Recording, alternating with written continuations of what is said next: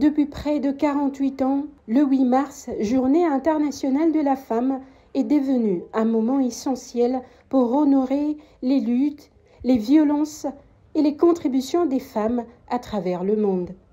Cette journée symbolise non seulement la reconnaissance des droits des femmes, mais aussi la poursuite d'une égalité réelle et durable dans tous les domaines de la société. Le thème retenu cette année, pour toutes les femmes et les filles, droit, égalité et autonomisation, souligne l'importance de garantir l'accès aux droits fondamentaux pour toutes les femmes et les filles sans distinction.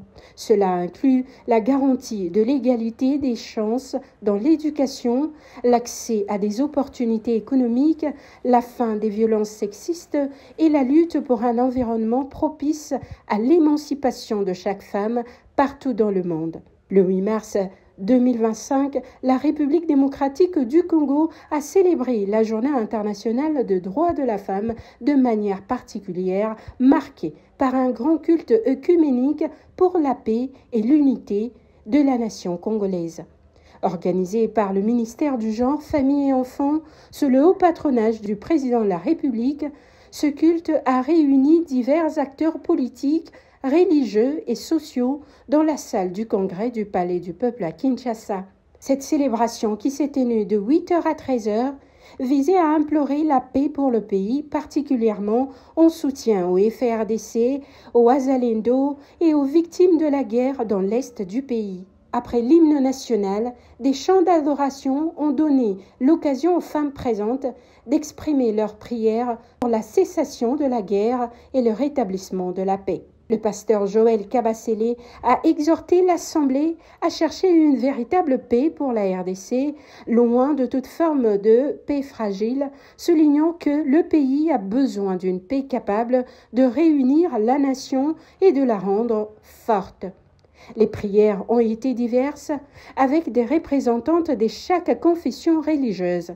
Dans ses allocutions, la première ministre Judith Suminwa, représentant du chef de l'État, a insisté sur la nécessité de soutenir et de protéger les femmes, en particulier celles du Nord et Sud Kivu, régions durement touchées par des conflits. Elle a adressé un message de soutien aux soldats, affirmant que leurs sacrifices ne sont pas vains.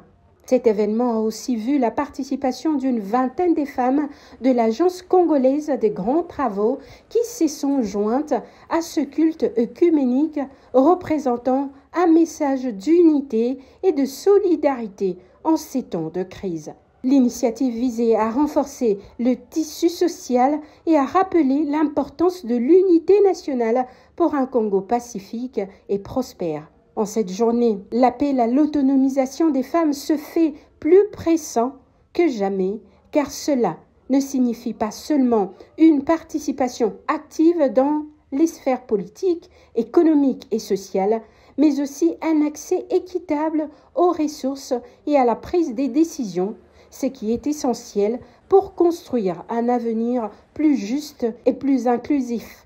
Ces messages résonnent particulièrement fort dans un contexte mondial où de nombreuses femmes contre des inégalités systémiques et des discriminations multiples.